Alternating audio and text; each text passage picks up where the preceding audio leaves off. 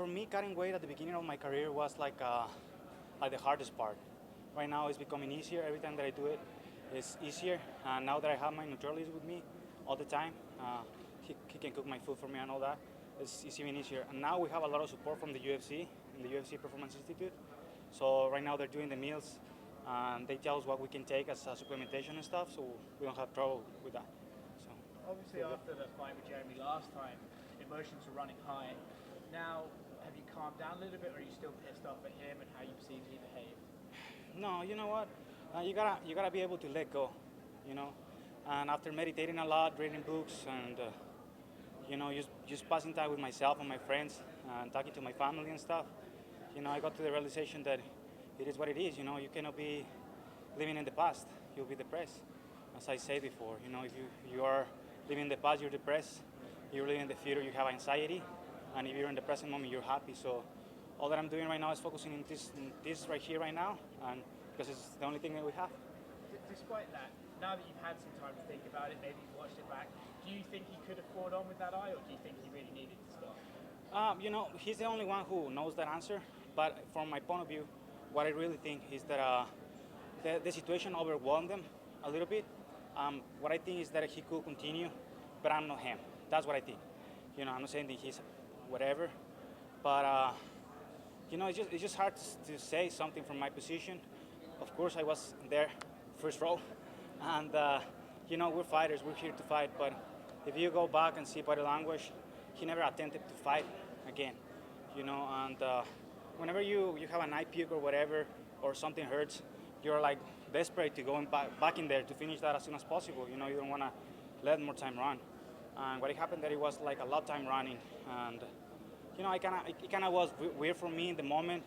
So I was like even touching my fingers and stuff, like, is there wet, or? And I was like, hey, sorry, I didn't like attempt to do anything like that. And but as I'm telling you, he's the only one who really knows forever what really happened. Obviously, after the day after, there was a bit of an altercation in the hotel lobby. Just give us your perspective of that incident and how you saw that happening. So I was really surprised because there is actually two videos, and the first one I was trying to talk to him because he was stepping out of the elevator in Mexico. The lobby is to the left, so I was just there, like doing my thing with the payments and stuff. And as soon as I saw him, he was getting the sunglasses and stuff with his bags, and I attempted to go and talk to him, nicely. I'm a nice guy. I never go and try to do anything to my opponents. But I was, the doubt. When you have a doubt, you want to figure it out. So I wanted to go and ask him, and then he just turned, start walking. So I was like, why he doesn't have the patch on his eye? I thought he was bad injured. And he never looked at me or whatever. And I was like, okay, I guess he doesn't want to have any confrontation with me or whatever. Again, I'm not saying that he is a coward or whatever. He was trying just to be away from that. But I was trying to know. I wanted to know what was going on, and so I approached to him and I asked him, hey, from far away, are you okay? Are your eyes okay? Yeah, he was like, yeah, fine. I was like, are you sure you're okay? And then people was already there because they thought we were going to fight. I was like, no problem. I'm trying to do nothing. And when I approached to him, he closed the distance. He was trying to be rough and stuff. And I was like, so what happened, bro? Like, are you okay? Can you see? Your eyes okay? Yeah, it's okay. And I asked him, then what the fuck happened yesterday? And then as soon as I say that, he pushed me right away. And then I started laughing. I was like, that gave me more security of my thoughts, of what I was thinking, of him being aggressive with me in that moment. Because, he could easily say, look, motherfucker, here is my fucking eye, it's red, my fucking corner is scratched.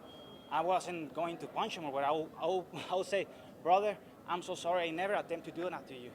But the way that he responded to that question was so aggressive that made me, be more secure of my thoughts. You think he was like overcompensating maybe? Like with aggression, he was trying to cover up the fact that he didn't feel that good inside? Yeah. What I've been saying in all these interviews, I didn't want to go into much details, but, I'm really like that. I need to know. So after the fight, I was watching a lot of videos, repetitions, asking my friends, reading a lot, body language. I've been reading body language for like long time. I'm not an expert, of course, right?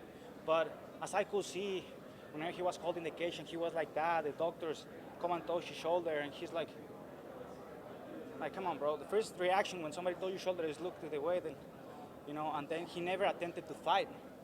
He was like, no, he got me good. Not even the doctor could open his eye, and I have never seen that before. As again, I think the situation overwhelmed him because all the people was, Cain Velasquez, Brian Ortega, the whole crowd was like basically against him that night, and people's reaction, I don't think it was like the most correct thing to do, throw stuff at him, but there were things thrown at me too, because I was in the cage, and before I say anything, he even grabbed the micro, he walked outside the arena and people was already throwing shit at him before I say anything. So I didn't manipulate the crowd to do that.